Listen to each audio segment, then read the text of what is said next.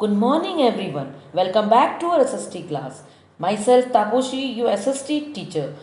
Our today's topic of lesson number 21, civics, is about rural and urban community. This is the last topic of this lesson. Now about our rural community. Rural community means Gramin Samuday. India is mainly land of villages. About two-thirds of the population of our country lives in villages. These villages represent the rural community. Two third of the population of our country, हमारे देश का 2/3 हिस्से में गांव है और इसी जो गांव है ये हमारी रूरल कम्युनिटी ग्रामीण समुदाय को रिप्रेजेंट करती है. Most of the rural population depend upon agriculture. ये सारे कृषि पे डिपेंड है अपनी जीविका अर्जन के लिए. After independence India has made a tremendous progress in the field of agriculture, industry, power generation and resources. स्वतंत्रता के बाद हर एक फील्ड में इंडिया ने बहुत ज़्यादा प्रोग्रेस किया है, चाहे वो कृषि हो, कारखाने हो या फिर इलेक्ट्रिसिटी हो. Most villages now link to the cities by roads और रेलवेज. बहुत सारे विलेजेस अब सिटीज़ के साथ रोड्स और रेलवेज के द्वारा जुड़ी हुई है. The use of electricity has revolutionised the rural life. Electricity के इस्तेमाल ने गांव में क्रांति ला दी. The main factors responsible for green revolution are, जो मेन फैक्टर्स है जो हरित क्रांति लाते हैं हमारे रूरल कम्युनिटी में, वो है न्यू एग्रीकल्चरल इम्प्लीमेंट्स, नए कृषि के नए उपकरण, फर्टिलाइजर्स, खाद, फाइनेंसेस, व्यवसाय को शुरू करने के लिए धन.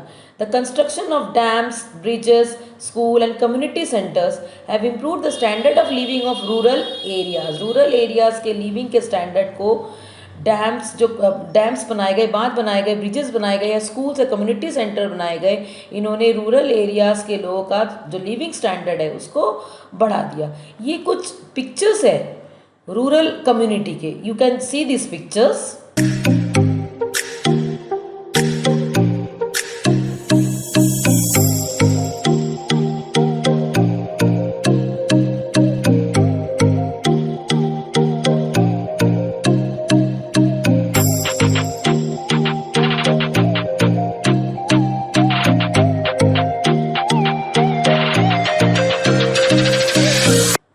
Now about problem faced by rural community. अब जो प्रॉब्लम्स हमारी रूरल कम्युनिटी को फेस करनी पड़ती है वो है in spite of continuous efforts since independence. स्वतंत्रता के बाद बहुत कोशिश करी है ताकि इनकी प्रॉब्लम्स को सॉल्व किया सके, फिर भी ये प्रॉब्लम स्टिल परसिस्ट, अभी भी है.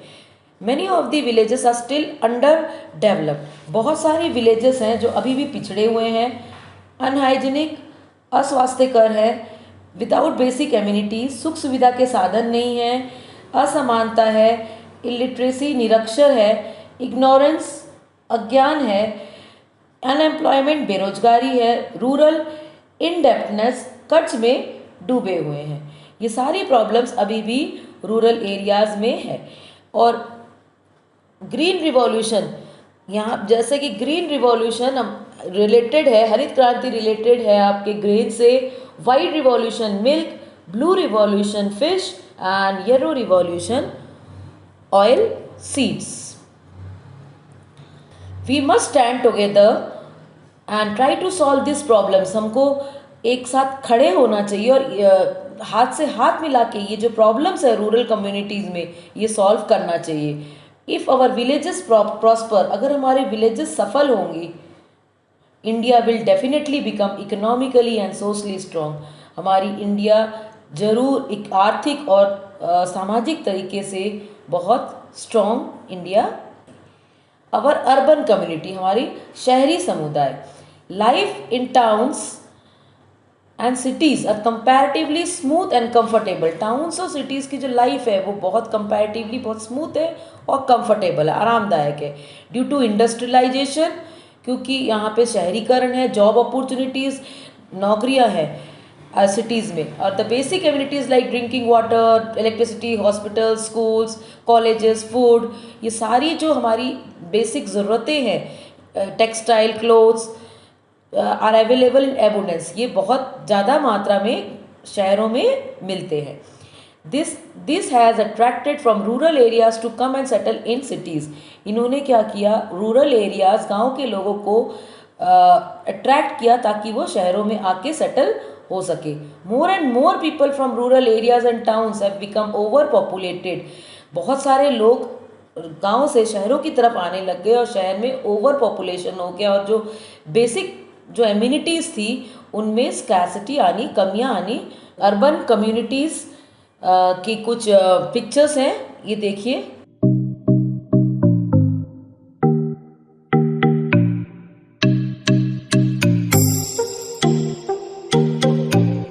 In spite of tremendous develop in the field of transport, transport में बहुत ज़्यादा डेवलपमेंट होने के बावजूद भी शहरों में बहुत सारी प्रॉब्लम्स है। जैसे कि रूरल कम्युनिटी के पास भी प्रॉब्लम है तो शहरों में प्रॉब्लम है। क्या क्या प्रॉब्लम्स है? Disposal of city waste, city waste को कहाँ वो डिस्पोज करे, लैक ऑफ प्रॉपर सैनिटेशन की कमी है, scarcity of clean drinking water, साफ पानी की कमी, lack of drainage, over crowded roads भरे हुए हैं, pollution, road accident, traffic jam, lack of houses, घर की भी कमी है। अनफॉर्चुनेटली, दुर्भाग्यवश, the economic and social inequalities, जो इकोनॉमिक और सोशल इनइक्वालिटीज़ हमारे देश में दिन प्रतिदिन बढ़ती जा रही है और ये सोशल टेंशन ला रही है। How can we meet such challenges? इन चैलेंजेस को हम कैसे ओवरकम कर सकते हैं?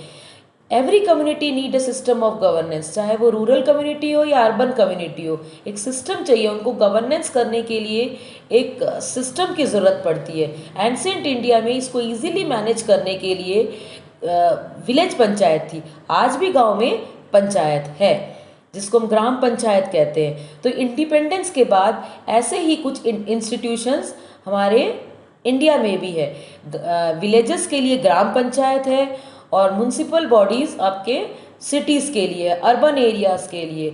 इन दोनों के बारे में हम डिटेल में अगले चैप्टर्स में पढ़ेंगे।